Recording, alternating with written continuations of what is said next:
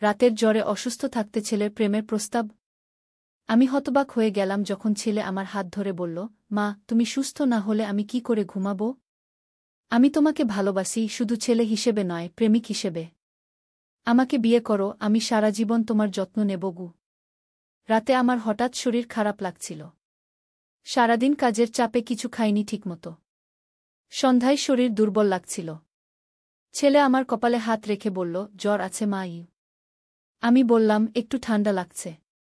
সকালে ঠিক হয়ে যাবে গু। সে হাসপাতালে নিয়ে যেতে চাইল, আমি রাজি হলাম না। এত রাতে কেন? সকালে দেখা যাবে গু। সে ওষুধ খাইয়ে পাশে বসল। তুমি ঘুমাও, আমি দেখছি, সে বলল। আমি চোখ বন্ধ করে শুয়ে পড়লাম। ঘুমিয়ে পড়ার আগে দেখলাম সে আমার পাশে বসে আছে। মাঝরাতে ঘুম ভেঙে দেখি সে এখনো জেগে আছে, আমার হাত ধরে বসে। আমি বললাম, তুই ঘুমাসনি? তোমাকে এভাবে ফেলে কি করে ঘুমাবো? সে হাসল। আমি বললাম, আমি এখন ভালো আছি। তুই ঘুমাতে যা গু। সে আমার কপালে হাত রেখে বলল, মা, তুমি সুস্থ না হলে আমি কি করে ঘুমাবো?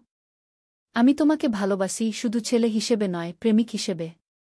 আমাকে বিয়ে করো, আমি সারা জীবন তোমার যত্ন নেব গু। জ্বরে আমার মাথা ঘুরছিল। আমি ভাবলাম, ঠিকমতো শুনছি না বুঝি। কিন্তু তার চোখে দেখলাম অন্য ধরনের দৃষ্টি। এ কোন চোখ? এ তো ছেলের চোখ নয়। তুই জানিস না তুই কি বলছিস? আমি দুর্বল গলায় বললাম। আমি জানি মা। সে আমার হাত আরও শক্ত করে ধরল। আমি এটা অনেক দিন ধরে ভাবছি। আর লুকাতে পারছি না গি। ছাড় আমার হাত। তুই পাগল হয়ে গেছিস, আমি চিৎকার করে উঠলাম। সে আমার হাত ছেড়ে দিল, কিন্তু চোখের দৃষ্টি একই রকম রইল। আমি জানি তুমি রাগ করবে। কিন্তু আমি আমার অনুভূতি আর লুকাতে পারছি না গি। আমি উঠে বসলাম। তুই এখনই এ ঘর থেকে বেরিয়ে যা। এই গল্পটি সম্পূর্ণ শুনলে আপনাদের পানি অটোমেটিক বের হয়ে যাবে, সো যত দ্রুত সম্ভব হাতের কাছে টিস্যু নিয়ে বসে পড়ো।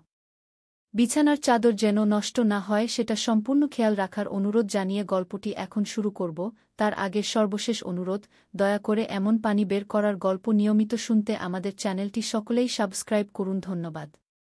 হ্যালো বন্ধুরা, আমার নাম মুনিমা চৌধুরী। আমার বয়স ৪২ বছর। আমার স্বামীর নাম রাজীব চৌধুরী, বয়স ৪৫ বছর।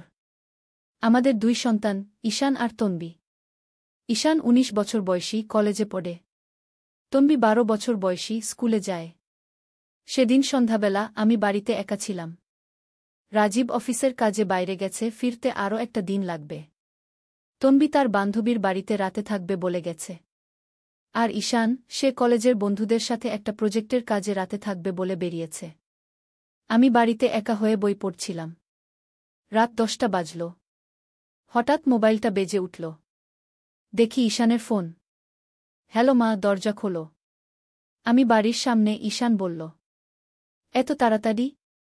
তুই তো বলেছিলি প্রজেক্টের কাজে রাতে থাকবি। আমি অবাক হয়ে জিজ্ঞেস করলাম। হ্যাঁ, কিন্তু কাজ শেষ হয়ে গেল তাড়াতাড়ি। বাসাতেই ভালো লাগলো খু, ঈশান বলল। আমি দরজা খুলে দিলাম। ঈশান ঢুকল, তার মুখটা অদ্ভুত লাগল, যেন কিছু একটা লুকাচ্ছে।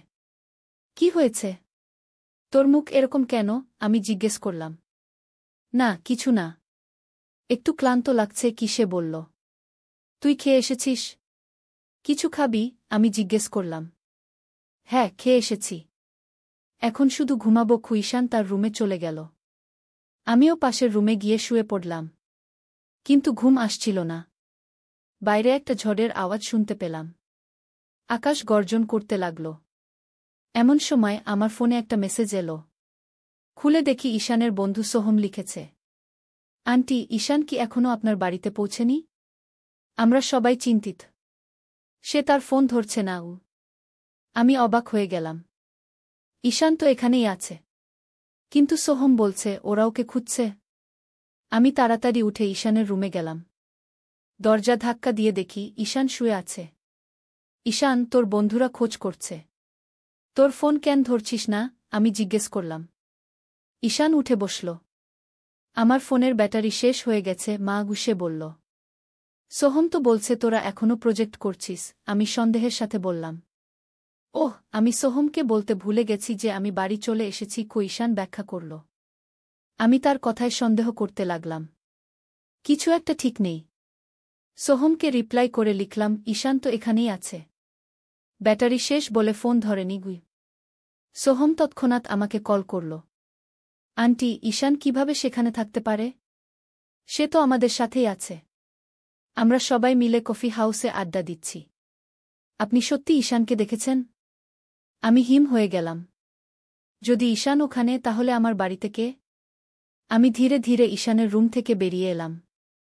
আমার বুক দুরুদুরু করতে লাগল। সোহমকে চুপি চুপি বললাম, আমি পরে কথা বলছি। তুমি পুলিশকে কল করো। আমার বাড়িতে কেউ একজন ঢুকেছে। আমি বের হওয়ার চেষ্টা করছি। আমি মোবাইল রেখে ভাবলাম, কি করা যায়। ভয়ে আমার হাত পা কাঁপতে লাগল।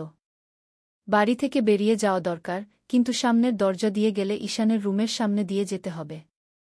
আমি সিদ্ধান্ত নিলাম পেছনের দরজা দিয়ে বেরোব। ঠিক তখনই ঈশানের রুমের দরজা খুলল। আমি আড়ালে লুকিয়ে পড়লাম। সে বেরিয়ে এলো এবং সোজা রান্নাঘরে চলে গেল। আমি ধীরে ধীরে পিছনের দরজার দিকে এগোতে লাগলাম। যেই দরজার কাছে পৌঁছেছি, পেছন থেকে একটা কণ্ঠস্বর শুনতে পেলাম। কোথায় যাচ্ছ, ঈশান বা যে কেউ সে জিজ্ঞেস করল। আমি ঘুরে দাঁড়ালাম। ওহ, বাগানে গিয়ে গাছে একটু পানি দেব ভাবছি, আমি ভয় লুকিয়ে বললাম। এই রাতে? এত ঝড় বৃষ্টিতে? সে জিজ্ঞেস করল। আমি ঝড়কে ভুলে গিয়েছিলাম। আসলে আসলে বাগানের জানালা বন্ধ করতে ভুলে গেছি। ঝড়ে উড়ে না যায়। সে আমার দিকে এগিয়ে এলো। ছেলেটা ঈশানের মতোই দেখতে, কিন্তু তার চোখে অন্য কিছু ছিল। একটা শীতল, নিষ্ঠুর দৃষ্টি। আমি অনেকদিন ধরে তোমাকে খুঁজছি মুনিমা, সে বলল। তুমি কে? কেন এসেছ এখানে? আমি জিজ্ঞেস করলাম, কণ্ঠস্বর কাঁপছিল। তুমি আমাকে চিনবে না। কিন্তু আমি তোমাকে চিনি। বহু বছর আগে আমার বোনের কি হয়েছিল তুমি জানো, সে কঠিন গলায় বলল। আমি অবাক হয়ে গেলাম। তোমার বোন? আমি তো কাউকে চিনি না।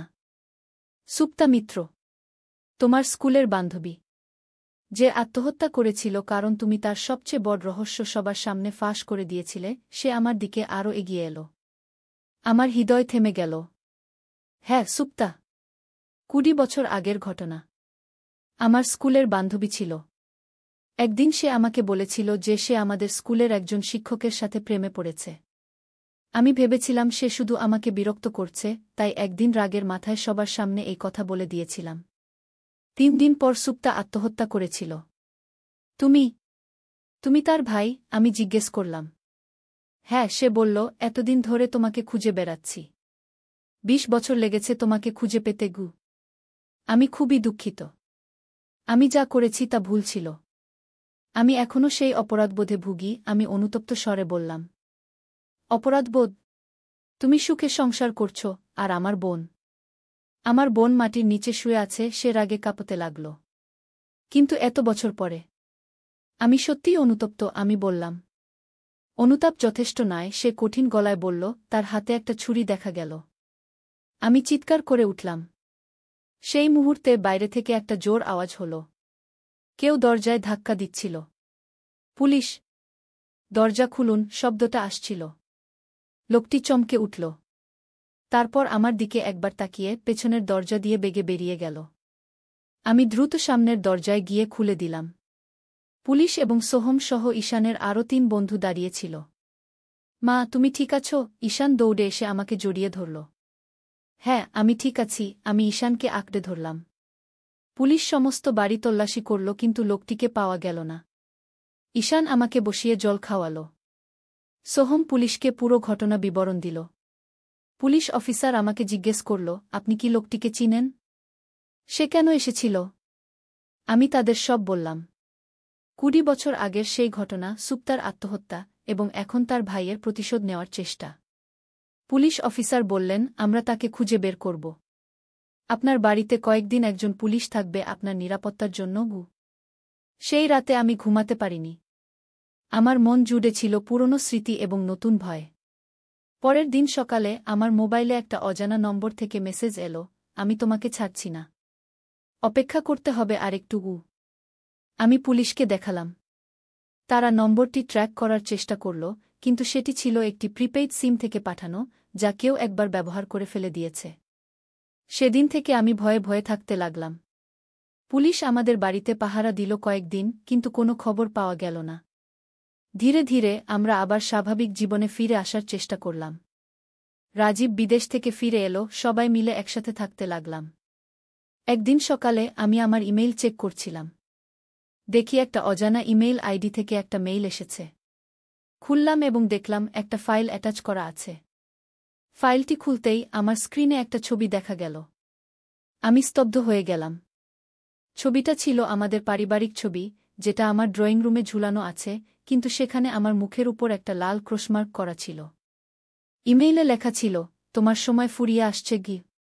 আমি আবার পুলিশে খবর দিলাম।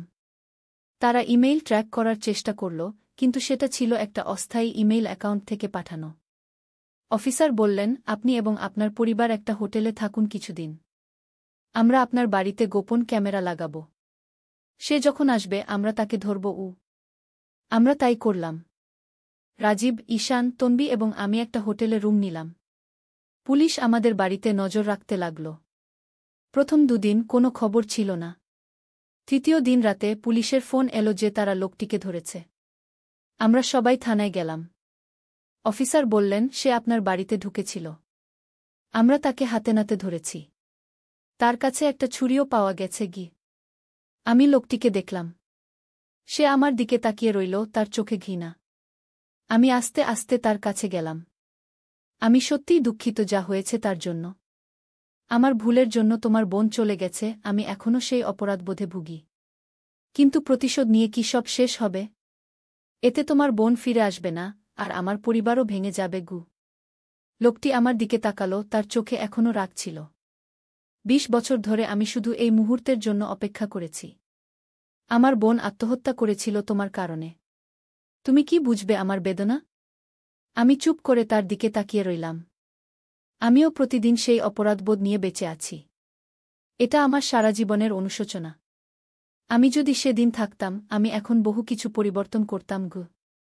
লোকটির চোখে কিছু একটা পরিবর্তন আসল। আমি তোমাকে মাফ করতে পারি না। কিন্তু আমি থামব, কুশে আস্তে আস্তে বলল। পুলিশ তাকে গ্রেফতার করল। আমরা বাড়ি ফিরে এলাম। সেদিন রাতে আমি আমার ডায়েরিতে সুপ্তার নামে একটা চিঠি লিখলাম, যা আমি নিজের কাছে নিজে প্রতিজ্ঞা করলাম। কয়েকদিন পর আমি থানায় গেলাম। লোকটি, যার নাম স্বপ্নিল, সুপ্তার ছোট ভাই, তার বিরুদ্ধে আমি কয়েকদিন পর আমি থানায় গেলাম। লোকটি, যার নাম স্বপ্নিল, সুপ্তার ছোট ভাই, তার বিরুদ্ধে আমি কোনো চার্জ না করার সিদ্ধান্ত নিলাম। আমি অফিসারকে বললাম, আমি এর বিরুদ্ধে মামলা করতে চাই না। ওর যে কষ্ট তা আমি বুঝিই। অফিসার বললেন, কিন্তু ও আপনাকে মারতে এসেছিল। এটা একটা গুরুতর অপরাধ। আমি জানি। কিন্তু ২০ বছর আগে আমারও একটা ভুল ছিল। আমি চাই না আর একটা জীবন নষ্ট হোক, আমি বললাম। অফিসার রাজি হলেন না প্রথমে, কিন্তু আমি জোর দিলাম। শেষে তিনি বললেন, আমরা তাকে কিছুদিন আটকে রাখব। তারপর সে যেন আপনার কাছে না আসে, এই শর্তে ছেড়ে দেব গু। আমি স্বপ্নিলের সাথে দেখা করতে চাইলাম একবার। আমাকে অনুমতি দেওয়া হল। যখন আমি তার সামনে দাঁড়ালাম, সে এক দৃষ্টিতে আমার দিকে তাকাল। তুমি আমার বিরুদ্ধে মামলা করছো না কেন? সে জিজ্ঞেস করল। কারণ আমি বুঝি তোমার বেদনা। আমি যা করেছিলাম তা ভুল ছিল। আমি অনুতপ্ত। কিন্তু তোমার জীবনও নষ্ট হোক তা আমি চাই না, গিয়ে আমি বললাম। স্বপ্নিল কিছুক্ষণ চুপ করে রইল। এত বছর ধরে আমি শুধু তোমাকে ঘৃণা করে এসেছি। সেই ঘৃণাই আমাকে টিকিয়ে রেখেছে কি, সে বলল। আমি একটু এগিয়ে গেলাম। আমি একটা প্রস্তাব দিতে চাই। আমি একটা ফাউন্ডেশন শুরু করতে চাই সুপ্তার নামে, যেখানে যুবতীরা তাদের সমস্যা নিয়ে কথা বলতে পারবে এবং সাহায্য পাবে। আমি চাই তুমি সেই ফাউন্ডেশনের প্রধান হও। স্বপ্নিল আমার দিকে অবাক হয়ে তাকাল। তুমি কি পাগল? আমি তোমাকে মারতে এসেছিলাম, আর তুমি আমাকে একটা ফাউন্ডেশনের দায়িত্ব দিতে চাও? হ্যাঁ, কারণ তুমি বুঝবে ওদের বেদনা। যেমন তুমি বুঝেছ তোমার বোনের কষ্ট। তোমার অভিজ্ঞতা অন্যদের সাহায্য করতে পারে, আমি বললাম। স্বপ্নিল এক মুহূর্ত আমার দিকে তাকিয়ে রইল, তারপর মুখ ফিরিয়ে নিল। আমি ভাবব, সে বলল শেষে। আমি বেরিয়ে আসলাম। ১ সপ্তাহ পর স্বপ্নিলকে ছেড়ে দেওয়া হল। আমি অপেক্ষা করছিলাম তার কোনো খবর পাব কিনা। ২ সপ্তাহ কেটে গেল, কোনো খবর পেলাম না। তারপর একদিন আমার ইমেইলে একটা মেসেজ এলো স্বপ্নিলের কাছ থেকে, আমি তোমার প্রস্তাব নিয়ে ভেবেছি। আমি রাজি। কবে শুরু করব? আমি খুশিতে কেঁদে ফেললাম। রাজীবকে ডাকলাম। দেখো, স্বপ্নিল রাজি হয়েছে। আমি উত্তেজিত হয়ে বললাম। এটা অদ্ভুত, মুনিমা। যে তোমাকে মারতে এসেছিল, তার সাথে তুমি কাজ করতে চাও? রাজীব সন্দেহের সাথে জিজ্ঞেস করল। হ্যাঁ, কারণ আমরা দুজনেই একই বেদনা বুঝি। সে তার বোনকে হারিয়েছে, আর আমি হারিয়েছি আমার মনের শান্তি। আমি চাই আমরা একসাথে কিছু করি, যাতে অন্য কোনো সুপ্তার আত্মহত্যা না করতে হয়। কি আমি ব্যাখ্যা করলাম। রাজীব আস্তে আস্তে মাথা নাড়ল। ঠিক আছে, আমি তোমার সাথে আছি। কিন্তু সাবধানে থেকো গু। আমি স্বপ্নিলকে একটা রেস্তোরাঁও দেখা করতে বললাম। যখন আমরা সামনাসামনি বসলাম, পরিস্থিতি অদ্ভুত লাগছিল। তুমি সত্যি এটা করতে চাও? আমি জিজ্ঞেস করলাম। হ্যাঁ, সে বলল। আমার জীবনের ২০ বছর আমি তোমাকে ঘৃণা করে কাটিয়েছি। এখন আমি কিছু ভালো করতে চাই। আমরা সুপ্তা ফাউন্ডেশন শুরু করলাম। এটি ছিল একটি সংগঠন যেখানে কিশোরী ও যুবতীরা তাদের সমস্যা নিয়ে কথা বলতে পারত এবং পেশাদার পরামর্শ পেত। স্বপ্নিল ছিল মূল পরিচালক, আর আমি ছিলাম উপদেষ্টা। প্রথম কয়েক মাস আমাদের সম্পর্ক ঠান্ডা ছিল। কিন্তু ধীরে ধীরে একসাথে কাজ করতে করতে আমরা পারস্পরিক শ্রদ্ধা ও বোঝাপড়া গড়ে তুললাম। একদিন স্বপ্নিল আমাকে বলল, জানো, সুপ্তা তোমাকে খুব বিশ্বাস করত। সে তোমাকে তার রহস্য বলেছিল কারণ সে ভেবেছিল তুমি তাকে সাহায্য করবে গু। আমি অবাক হয়ে তার দিকে তাকালাম। কি বলছো তুমি? সুপ্তা তোমাকে বলেছিল যে সে শিক্ষকের সাথে প্রেমে পড়েছে, কারণ সে তোমার কাছ থেকে পরামর্শ চেয়েছিল। সে ভেবেছিল তুমি তাকে বুঝবে এবং সাহায্য করবে। কিন্তু তুমি সবার সামনে তা প্রকাশ করে দিয়েছিলে। কি? স্বপ্নিল বলল। আমার চোখ ভরে গেল অশ্রুতে। আমি জানতাম না। আমি ভেবেছিলাম সে আমাকে শুধু বিরক্ত করছে গি। তাই আমি তোমাকে ঘৃণা করতাম, স্বপ্নিল বলল। কিন্তু এখন আমি বুঝি যে তুমিও একটি কিশোরী ছিলে যে ভুল করতে পারে গু। আমরা সেদিন অনেকক্ষণ কথা বললাম। অতীতের সেই ঘটনা, সুপ্তার কথা, আমাদের দুজনের জীবন কিভাবে পরিবর্তিত হয়েছে। সে আমাকে বলল, সুপ্তার মৃত্যুর পর তার বাবা-মা ভেঙে পড়েছিল। তারা নিজেদের ঘরে বন্দি করে রেখেছিল। স্বপ্নিল একা একা বেডে উঠেছিল, তার মনে শুধু প্রতিশোধের আগুন। সে আমাকে খুঁজে বের করার জন্য সব করেছিল। আমার বিয়ে, আমার সন্তানদের জন্ম, সবকিছু সে নজর রেখেছিল দূর থেকে। আমি তোমার ছেলের কলেজের বন্ধু সাজার জন্য দীর্ঘদিন অপেক্ষা করেছি। আমি ভেবেছিলাম এভাবেই তোমার কাছে পৌঁছাব। সে স্বীকার করল। আমি তার দিকে তাকালাম। আমি জানি আমার ভুলটা অমার্জনীয়। কিন্তু আমি বিশ্বাস করি সুপ্তা চাইত না আমরা এভাবে জীবন কাটাই। আমি বললাম। স্বপ্নিল আস্তে আস্তে মাথা নাড়ল। হ্যাঁ, সুপ্তা এমন ছিল না। সে সবার প্রতি করুণা দেখাত। সুপ্তা ফাউন্ডেশন দেশ জুড়ে সাফল্য অর্জন করল। আমরা অনেক কিশোরী ও যুবতীকে সাহায্য করলাম। একদিন আমরা একটি মেয়ের কথা শুনলাম যে ঠিক সুপ্তার মতোই একটি পরিস্থিতির মধ্যে ছিল। আমরা তাকে সাহায্য করলাম, তার পরিবারের সাথে কথা বললাম এবং তাকে পরামর্শ দিলাম। সেই মেয়েটি আজ একজন সফল নারী। ৫ বছর পর আমরা সুপ্তার স্মরণে একটি বিশেষ অনুষ্ঠানের আয়োজন করলাম। সেখানে আমি এবং স্বপ্নিল দুজনেই বক্তব্য রাখলাম। আমি সুপ্তাকে হারিয়েছি অনেক বছর আগে, স্বপ্নিল বলল, কিন্তু আমি মনে করি সে আজ খুশি হতো যে আমরা তার নামে এতজনকে সাহায্য করতে পেরেছি।